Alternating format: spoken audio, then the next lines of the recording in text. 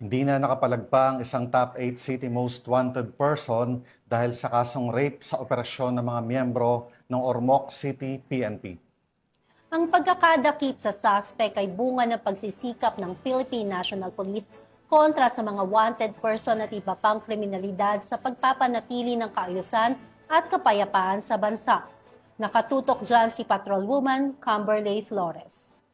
Nakita ng mga otoridad ang nakatalagang top 8 city most wanted person na may kasong rape sa Barangay Cogon, Ormoc City. Naaresto ang akusado bandang alas 3:27 ng hapon ng mga tauhan ng Ormoc City Mobile Force Company kasama ang Ormoc City Police Station 1 at Ormoc City Police Station 4 sa bisa ng warrant of arrest para sa kasong rape na walang inirekomendang piyansa. Dinala ang akusado sa Ormoc City PS1 para sa kaukulang dokumentasyon at tamang disposisyon. Patuloy ang ating kapulisan sa pagpapatupad ng mga operasyon upang mahuli ang mga lumalabag sa batas, may pagkaloob ang hustisya sa mga biktima at mapanatili ang kaayusan at kaligtasan ng komunidad tungo sa minimithi natin na bagong Pilipinas.